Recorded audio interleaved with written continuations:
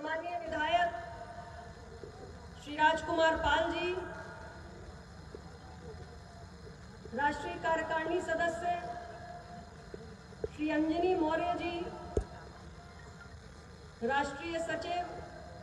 श्री तेजबली सिंह जी, हमारे राष्ट्रीय पदाधिकारीगण श्री राजेंद्र प्रसाद पाल जी, श्री के पटेल जी, श्री गिरजेश पटेल जी, श्री राजेश पटेल जी और हमारे सभी प्रदेश पदाधिकारी साथी श्री प्रमोद सिंह जी, श्री राजेंद्र गुप्ता जी, श्री वंशराज पटेल जी, श्री मदन प्रकाश मौर्य जी,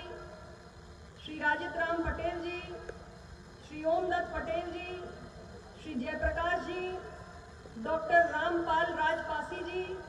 श्री राजेंद्र पटेल जी, हमारे जिला अध्यक्ष श्री कृष्णदेव वर्मा गवास जी और जिला कार्यकारिणी के साथीगण जनार्दन वर्मा जी, रविंद्र कुमार जी, राम नरेश वर्मा जी, रुद्रेण शरण मिश्रा जी, राजेश कुमार पांडे जी, आलोक वर्मा जी, शिव प्रसाद मौर्य जी, चंद्र प्रकाश गुप्ता जी, आजाद वर्मा जी, सुशील प्रजापति जी, हमारे सभी यहाँ के जनपद इकाई अयोध्या के कार्यकर्ता साथी, समस्त पदाधिकारी बंधु और यहाँ पर उपस्थित हमारी सम्माननीय माताएं बहनें, सम्माननीय बुजुर्गगण, नौजवान भाई, अपना दल के सभी समर्थक, हमारे मीडिया के साथी जो लंबे समय से यहाँ पर डटे हुए हैं, हमारा सुरक्षाकर्मी भाई और सुरक्षाकर्मी बहनें जो निरंतर हम सभी का सहयोग कर रही हैं, आप सभी को सबसे पहले तो जो आपने मुझ पर पुष्पों की वर्षा करके अपने अपार स्नेह से मुझे लादने का काम किया है, उसके लिए मैं आप सभी को हृदय से बहुत बहुत आभार व्यक्त करती हूँ।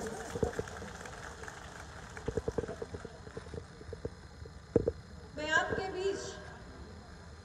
इसी धरती पर पहले भी कई बार आई हूँ और सदा ही अयोध्या की धरती पर मुझे आप सबका अपार स्नेह मिला है और अपना दल को अपने गठन के वर्ष से 4 नवंबर सन 1995 से लेकर आज तक इतने वर्षों में लगातार इस जनपद की जनता अपना आशीर्वाद और अपना समर्थन देती आई है। कि आप सबका प्रेम, आप सबका स्नेह है कि अपना दल ने यशस्वी डॉक्टर सोनीलाल पटेल जी के नेतृत्व में इस देश के पिछड़े, वंचित, दलित, आदिवासी, कमजोर, गरीब के न्याय के साथ न्याय और उनके अधिकार की जिस लड़ाई की शुरुआत की थी, आज इतने वर्षों में आप सबके स्नेह से, आपके आशीर्वाद से हमें निरंतर ऊर्जा मिलती रही और हमने लगातार सामाजिक न्याय के इस संघर्ष को आगे बढ़ाने का काम किया है। भाइयों और बहनों, आप सबका साथ न होता तो आज इतने वर्षों के संघर्ष, तपस्या और कुर्बानियों का सफर तय करके हम उत्तर प्रदेश से लेकर देश की सरकार में भागीदार नहीं हो पाते। आज अगर उत्तर प्रदेश की सरकार में अपना दल की उपस्थिति है तो यह आप सबकी देन है। आज अगर देश की लोकसभा में अपना दल की उपस्थिति है तो यह आप सबकी देन है। अपना दल का ये कारवां धीरे धीरे करके इतने वर्षों में इतना बड़ा हो चुका है कि आज प्रदेश और देश के कोने कोने में अपना दल की चर्चा होती है। और मैं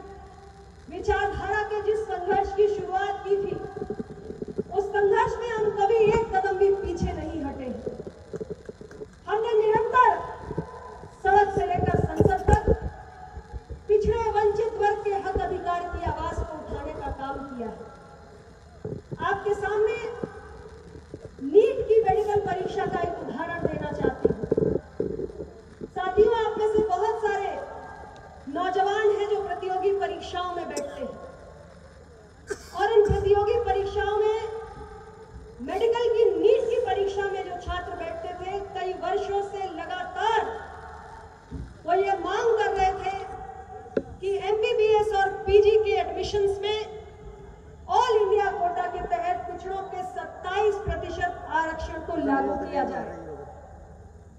लेकिन दुर्भाग्य था, कितने वर्षों से हमारे मेडिकल की परीक्षा के अभ्यर्थी जो पिछड़े वर्गों से आते थे वो इसकी मांग कर रहे थे, और हर वर्ष जो परीक्षा होती थी उसमें पिछड़ा वर्ग के अभ्यर्थियों की हजारों सीटों का नुकसान होता था, लेकिन कभी भी उनकी इस मांग पर ध्यान नहीं दिया गया। हमने इस मांग को पूरी मजबूती के साथ उठाया, देश के प्रधानमंत्री जी के समक्ष उठाया, और उसका नतीजा ये है कि माननीय प्रधानमंत्री जी ने अपनी संवेदनशीलता का परिचय देते हुए नीट की परीक्षा में एमबीबीएस और पीजी के एडमिशंस में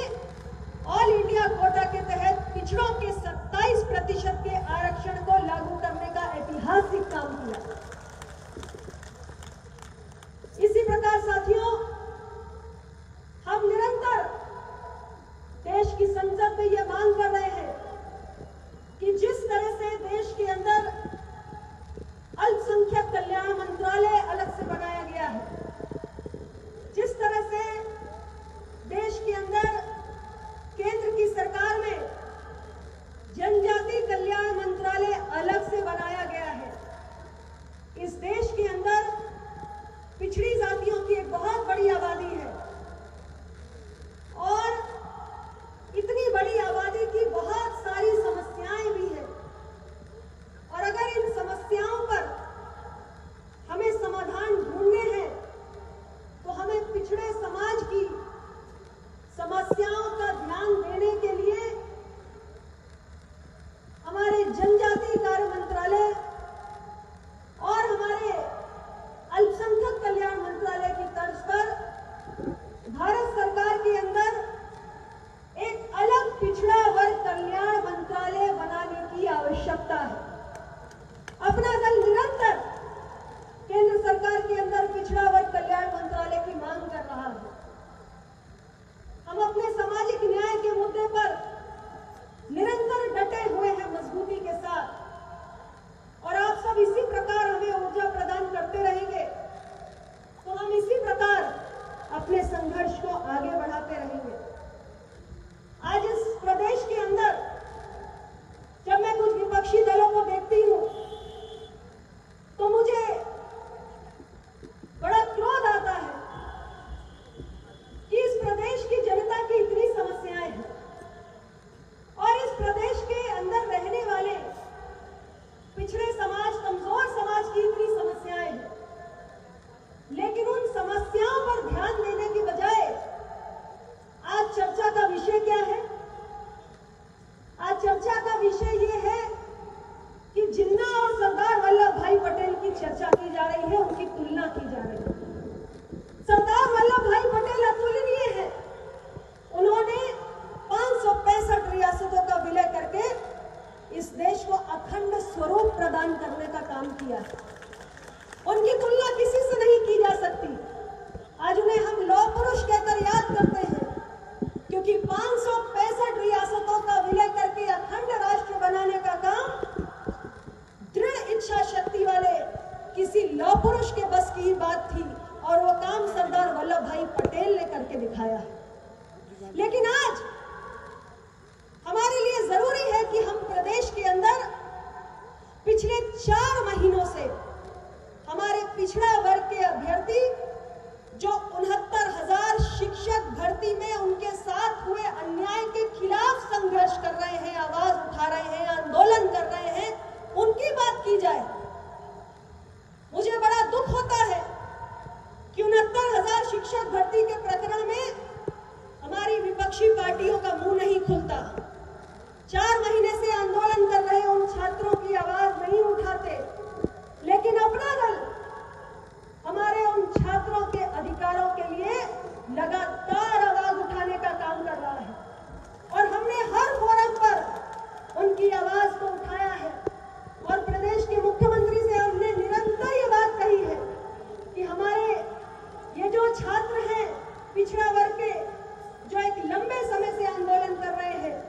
और जिनके साथ अन्याय हुआ है, ऐसा पिछड़ा वर्ग आयोग ने भी कहा है, उनकी समस्याओं का समाधान सरकार को जल्द से जल्द करना चाहिए और पूरी संवेदनशीलता के साथ करना चाहिए। साथियों, आज इस मौके पर मैं आपसे कहने आई हूं कि अपना दल आपकी लड़ाई लड़ने में कभी पीछे नहीं हटा है और ये संघर्ष और भी मजबूत होगा अगर आपका साथ हमें आने वाले चुनाव में मिलेगा। हम अपनी संगठन का तेजी से विस्तार कर रहे हैं और निश्चित रूप से आज आप लोगों की देन है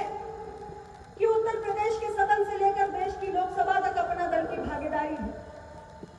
लेकिन आज 2022 के चुनाव में हम सभी इस उम्मीद के साथ आपके बीच में आए हैं कि हमारे नीला केसरिया परचम को थामने वाले साथी जो 9 की संख्या में उत्तर प्रदेश के सदन में है, इस संख्या को कई गुना बढ़ना चाहिए और ये तभी संभव होगा